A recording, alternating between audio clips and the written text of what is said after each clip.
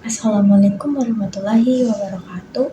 Perkenalkan, nama saya Elisa Firly Nurjana dengan NIM 444230122 dari jurusan Teknologi Pangan. Nah, saya di sini ingin memberikan sedikit informasi terkait analisis kadar lipid dengan metode bilangan TBA atau thiobarbituric acid. Nah, teman-teman, langsung aja yuk kita ke infonya.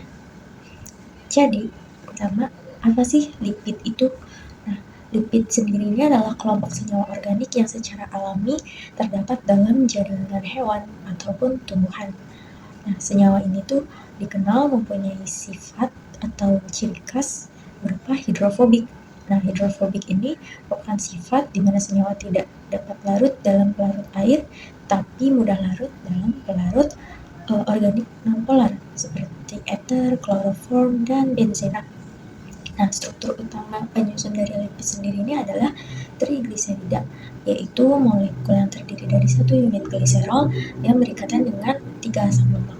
Nah, jenis asam lemak yang menyusun trigliserida ini nantinya akan mempengaruhi sifat fisik dan kimia dari lipid tersebut jika asam lemaknya bisa berbeda-beda. Nah, terus ternyata lemak dan minyak itu berbeda ya. Jadi gini teman-teman, lipid itu terbagi menjadi 2 kelompok utama, yaitu lipid sederhana dan lipid kompleks. Nah, lipid sederhana ini merupakan hasil esterifikasi antara asam lemak dan alkohol.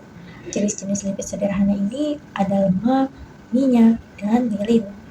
Nah, lemak itu terbentuk dari reaksi antara gliserol dan asam lemak, sedangkan minyak ini bentuk cair dari lemak tersebut pada suhu ruang. Jadi, kalau lemak itu bentuknya padat, sedangkan minyak itu cair. Itu ya pertama bedanya teman-teman. Nah, kalau lipid kompleks itu berbeda karena dia selain tersusun dari ester asam lemak dan alkohol juga mengandung gugus tambahan seperti fosfat, nitrogen, dan sebagainya. Nah, contohnya itu fosfolipid terdiri dari asam lemak, alkohol seperti gliserol dan sphingosine, dan asam fosfat. Lanjut, ternyata minyak itu bisa rusak juga ya. Kenapa tuh? Nah, jadi penggunaan minyak goreng yang dapat berulang-ulang itu bisa menyebabkan terjadinya kerusakan mutu minyak. Hal ini diakibatkan adanya berbagai reaksi kimia kompleks selama proses pemasakan atau penggorengan. Nah, reaksi-reaksi itu tuh meliputi oksidasi, hidrolisis, polimerasi, dan interaksi dengan logam, yang semuanya itu dapat menyebabkan perubahan struktur kimia dari minyak. Nah, kerusakan ini tuh dapat berlangsung selama proses pemanasan berulang dan berdampak terhadap kualitas sensorik mutu nilai gizi bahan yang digoreng. Nah, oksidasi biasanya jadi penyebab utama, menghasilkan senyawa seperti peroksida dan aldehid yang berkontribusi terhadap bau tengik dan penurunan mutu dari minyak. Terus kualitas minyak itu bisa diuji ya. Nah, kualitas minyak goreng itu biasanya dipengaruhi oleh komposisi asam lemaknya, khususnya proporsi asam lemak jenuh dan asam lemak tidak jenuh. Asam lemak gak jenuh ini memiliki ikatan rangkap yang rentan terhadap oksidasi, sedangkan asam lemak jenuh itu lebih stabil, tetapi dapat mengalami hidrolisis. Kedua reaksi tersebut sebenarnya bisa menyebabkan penurunan mutu minyak, tetapi stabilitas minyak kadang juga menjadi indikator kualitasnya, apalagi terhadap suhu tinggi. Contohnya adalah minyak kelapa. Minyak kelapa ini dia mengandung banyak asam lemak jenuh, jadi dia lebih tahan terhadap kerusakan akibat panas dan oksidasi. Nah, untuk menilai kualitas dari mutu minyak goreng ini biasanya dilakukan analisis kimia seperti bilangan peroksida, iod, bilangan asam, dan penyabunan. Tapi pada kali ini saya ingin membahas tentang metode bilangan TBA atau thiobarbituric acid. Nah, apa sih metode TBA ini? Nah, uji bilangan TBA atau thiobarbituric acid ini merupakan metode yang biasanya digunakan untuk mendeteksi adanya proses oksidasi lemak yang ditandai terbentuknya senyawa sekunder seperti malonaldehid. Nah, merupakan indikator utama dari ketan. Nah, dalam produk seperti cake, sumber lemaknya itu bisa berasal dari bahan seperti margarin atau telur.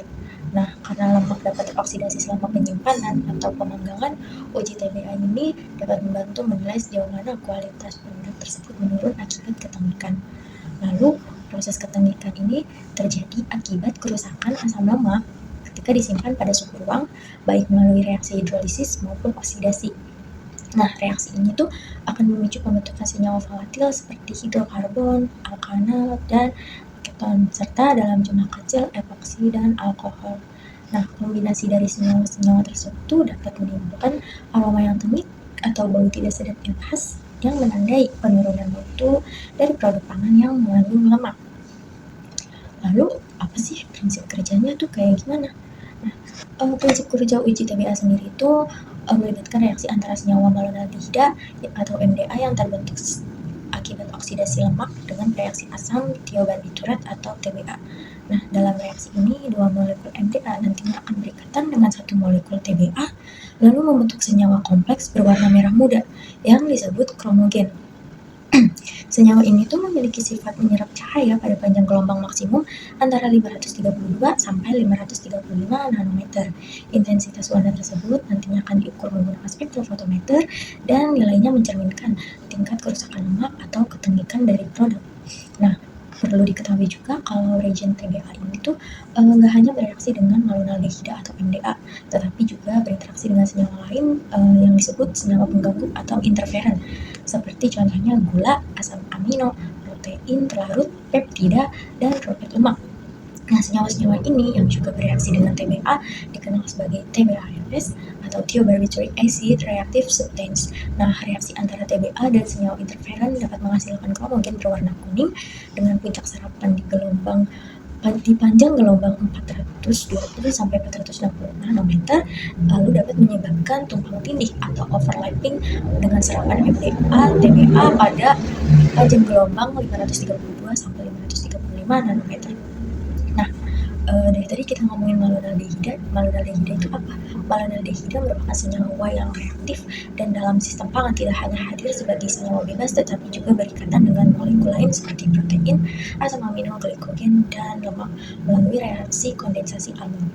Namun, hanya MDA yang berada dalam bentuk bebas yang dapat dideteksi dan diukur secara akurat menggunakan metode kolorimetri atau spektrofotometri, karena bentuk terikatnya tidak akan menghasilkan senyawa yang sama dan memberikan respons spektrofotometrik yang sesuai untuk kuantifikasi.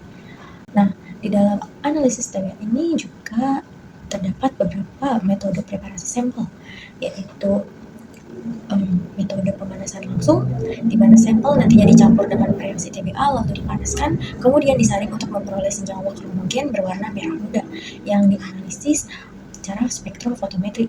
Metode lainnya adalah distilasi, di mana malonaldehida akan dipisahkan melalui pemanasan, direaksikan dengan TBA dan menghasilkan larutan bening yang lebih akurat untuk diukur.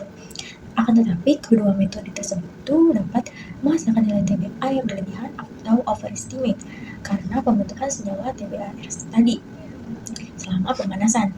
Nah, alternatif lainnya itu ada metode ekstraksi lemak dengan pelarut kloroform dan ekstraksi asam cair menggunakan TCA, triochloretic acid. Nah, lebih cepat tetapi mempunyai risiko menghasilkan nilai yang lebih rendah atau underestimate karena tidak semua MDA dapat terekstrak dengan sempurna. Lalu di sini ada kelebihan dan kekurangan. Nah, kelebihan atau keunggulan metode TBA ini adalah kemampuannya untuk mendeteksi tingkat kerusakan lemak secara langsung tanpa perlu tahap ekstraksi fraksi lemak terlebih dahulu. Nah, hal ini memungkinkan analisis jadi lebih praktis dan efisien, terutama saat menguji sampel pangan yang kompleks mengandung lemak dalam jumlah kecil yang tersebar dalam bahan.